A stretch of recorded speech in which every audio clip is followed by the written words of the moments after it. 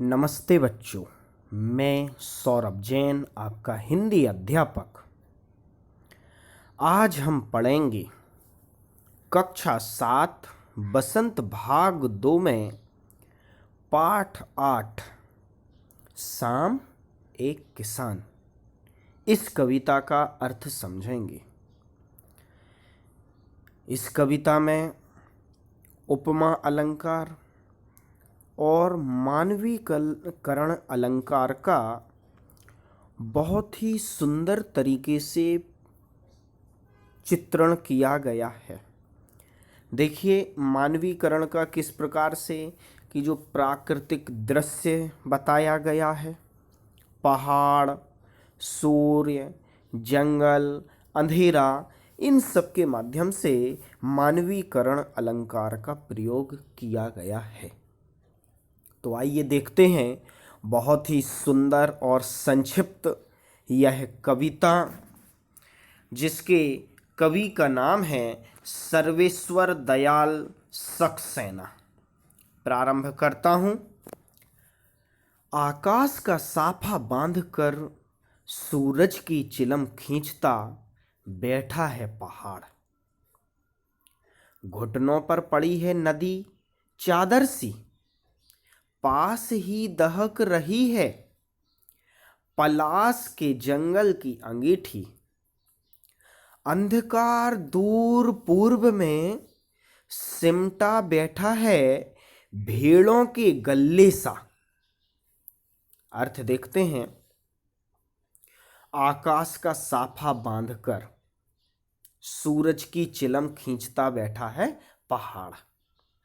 इसका मतलब ये है, पहाड़ का जो यहाँ चित्रण किया गया है वह किसान के रूप में किया गया है, और जो सूर्य है उस सूर्य का चित्रण चिलम के रूप में किया गया है। यहाँ देखो दूसरी लाइन में बताया ना, सेकंड लाइन में क्या बताइए, सूरज की चिलम खींचता। अर्थात यहाँ ऐसा समझना कि जब शाम का समय होता है, जब सूर्य डूबने वाला होता है, उस समय का यह दृश्य है जो कि ठंडी का समय है। ठंडी के दिनों में जब सूर्य डूबता है, उस समय की यहाँ पर कवि ने कल्पना की है। तो यहाँ पर क्या बता रहे हैं, यहाँ इस प्रकार से ऐसा बताना चाह रहे हैं, कवि अपने भावों के माध्यम से व्यक्त करना चाह रहे हैं, किया गया है कि पर्वत पहाड़ जो है वह सूर्य रूपी चिलम को पी रहा है। आगे, घुटनों पर पड़ी है नदी चादर सी, पास ही दहक रही है पलास के जंगल की अंगीठी। और यहां पर क्या बता रहे हैं,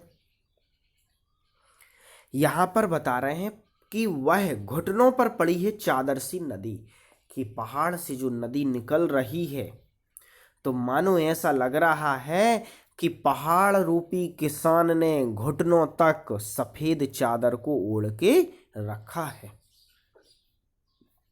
और क्या, पास ही दहक रही है। दहक रही है अर्थात जल रही है, सुलग रही है। क्या, पलास के जंगल की अंगीठी। पलास के जंगल की अंगीठी मतलब पहाड़ के सामने जो जंगल है वह जंगल किसका है, पलास का है। और पलास में लाल कलर के फूल होते हैं। पलास यह वृक्ष का नाम है, और इसके जो फूल होते हैं उसे टेसू के फूल भी कहा जाता है। तो अब आप एक मन में कल्पना कीजिए, ठंडी का समय, और ठंडी के समय में सूर्यास्त का वह समय है जहाँ पर आकाश रूपी साफा पहना है। किसने, उस पहाड़ रूपी किसान ने। पहाड़ रूपी किसान सफ़ेद आकाश रूपी साफा को पहना हुआ है। सफेद से मतलब पूरा सफेद नहीं समझना, जो थोड़ा सा नीला भी है। और सूरज रूपी चिलम को पी रहा है और उसके घुटनों से नदी मतलब पहाड़ से जो नदी निकल रही है, तो ऐसा प्रतीत हो रहा है कि उसने घुटनों तक चादर ओढ़ रखी है। और शाम के समय जब सब कुछ लाल हो जाता है, तो पहाड़ के सामने जो लाल पलाश के फूल, टेसू के फूल, पलाश के वृक्ष हैं, तो ऐसा लग रहा है दूर सिगड़ी जल रही है। अंगीठी, अंगीठी का मतलब क्या होता है? सिगड़ी। आगे, अंधकार दूर पूर्व में सिमटा बैठा है भेड़ों के गल्ले सा। अंधकार दूर पूर्व में मतलब देखो अब सूर्यास्त हो गया है, तो पूरब में अंधकार छा गया। देखिए पश्चिम में सूर्य डूबता है और पूरब से उगता है, तो पूर्व में अंधेरा जो है वह पहले हो जाता है। तो अंधकार दूर पूर्व में सिमटा बैठा है। सिमटा बैठा है अर्थात सिमट गया है, सिकुड़ गया है। कैसा?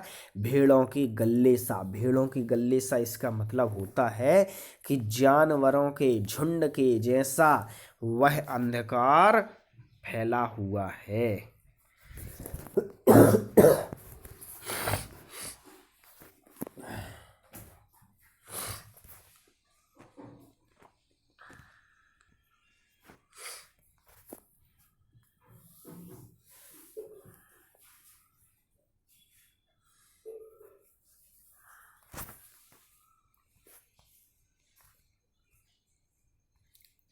यहाँ पर अंधकार से मतलब यह समझना है कि जो सूर्यास्त होने के बाद धुआं जैसा होता है वह फैल गया है। आगे देखते हैं। अचानक बोला मोर, जैसे किसी ने आवाज दी, सुनते हो?